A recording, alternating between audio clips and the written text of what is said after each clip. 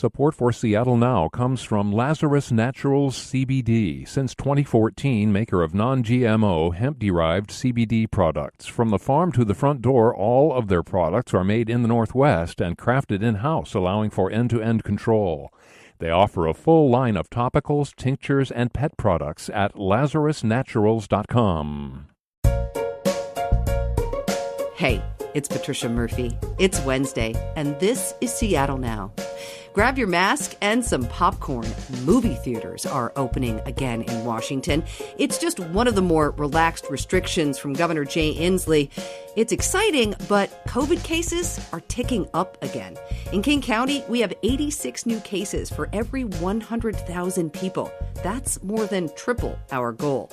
In a minute, UW epidemiologist Judith Malmgren will help us understand what's going on and just how risky these new rules are. But first, let's get you caught up. Despite increasing cases, 5 Washington counties were given the go-ahead to move to Phase 2 yesterday. Benton, Chelan, Douglas, Franklin, and Yakima were the last counties to exit Phase 1 of reopening. During the announcement, Governor Inslee said the counties had made progress, and he felt it was appropriate to bring them into step with their neighbors. So did you hear the one about the lieutenant governor who took off during the pandemic to attend the seminary?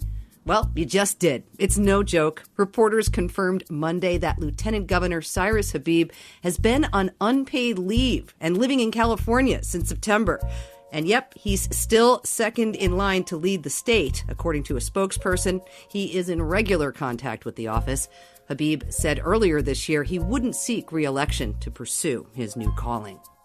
And ballots are scheduled to go out in the mail today. Washington State has been voting by mail since 2011, but it's not a bad idea to make a plan for how you're going to get your ballot in.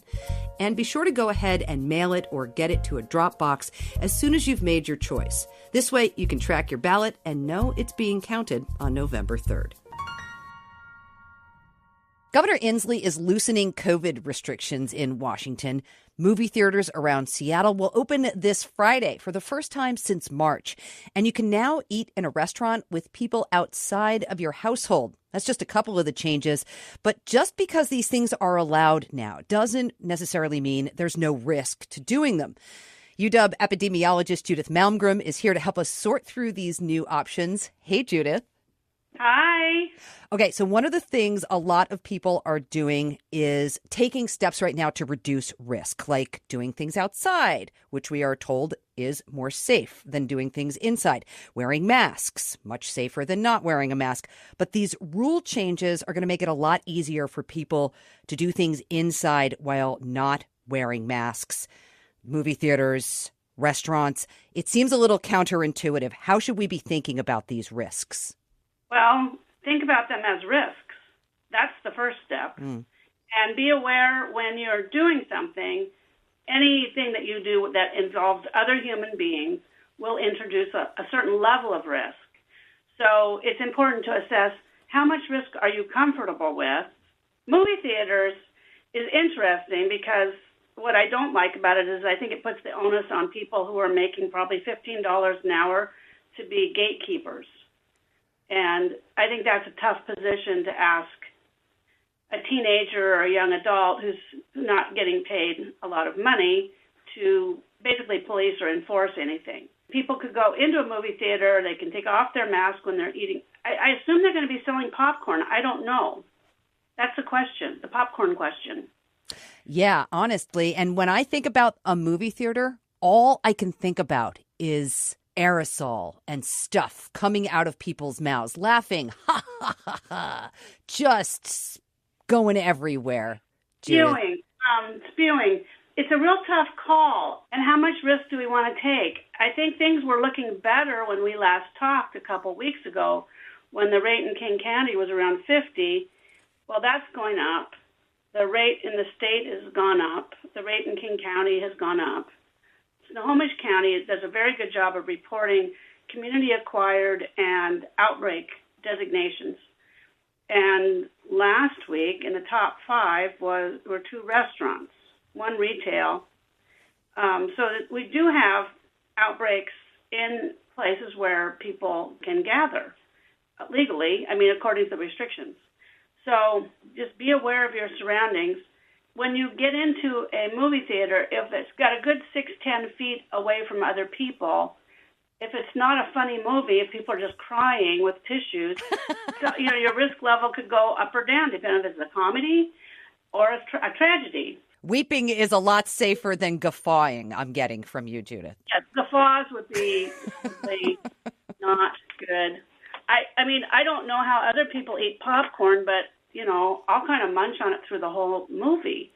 And if it's not that, it's the milk duds. So if people could keep their masks on, that would be good. I really appreciate the humanity that you're bringing to this, because this is the reality of going to the movies. People will be laughing and eating popcorn.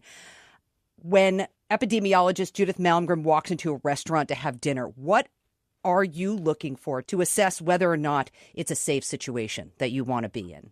I'll give you an example. I went to get takeout from my favorite restaurant. I really wanted to eat it at the restaurant because, as with most food, it's best cooked hot. This restaurant does a really good job, and we went at 5:30, and with the intention of picking it up to go, because I wanted to go before there were very many people at the restaurant. We were able to come in, and then one of the rooms didn't have anybody in it yet, so we quickly asked for plates. We took our takeout, plopped it onto the plates, sat down, didn't have a lot of conversation, but were able to enjoy the ambiance for about 30 minutes, and then we split. So 30 minutes you felt comfortable being in a restaurant? Yes, that's about my maximum level of comfort. The thing about restaurants, when people get sick at restaurants, I don't think it's the patrons that are getting sick. It's the people that work in the restaurant. Mm. Which, of course, is something we should really think about when we think about restaurant workers and the risks they're taking to do their jobs right now. Should we be concerned about the big picture impact of these looser restrictions? Yes, we should, definitely, because numbers are going up all over.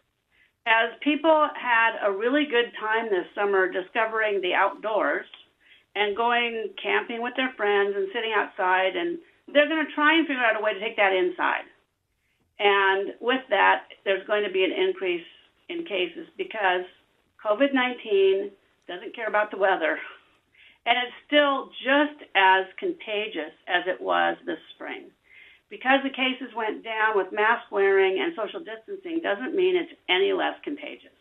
Right. And I keep thinking back to this again, like mask enforcement is going to be one thing, but among our social groups and within our families, these interpersonal conversations about weddings, maybe you want to go to the movies with your sister, these things are going to get super uncomfortable and complicated within our social groups and our families.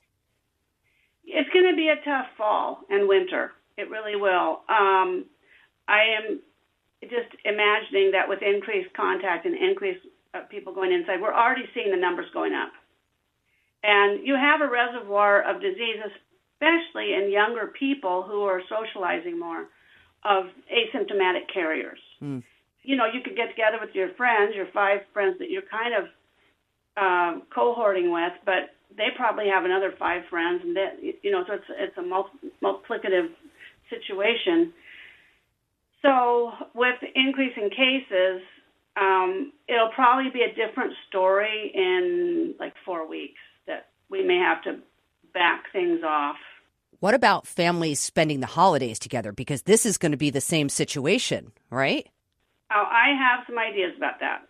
So I would keep it small and set up different tables. So if you have a living room or dining room combo or whatever, you can have people in one part of the house, and then you can set up a small table far away from that.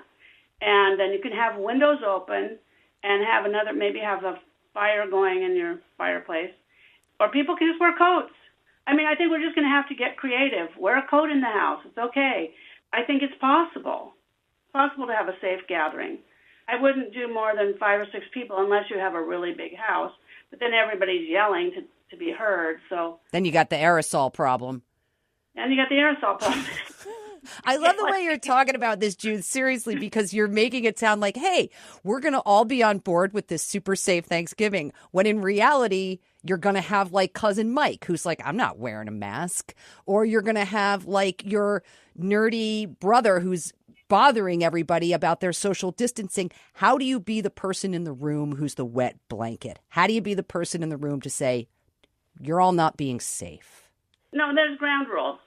It's not going to work for everybody. I mean, you've got, and I would just suggest if you know people are not going to observe social distancing or refuse to wear masks, they're not invited. But what if you're the one invited, Judith? What if you're the one who's invited to the place that's not going to be safe? How do you be that person? I've been in that situation, believe me, decided not to go. However, I think we did go to one thing where we wore our masks, we stayed socially distant, and then when the people showed up who didn't wear masks, we split. All right. You're a strong woman, Judith. I would hate to mess with your COVID risk. Here's the thing.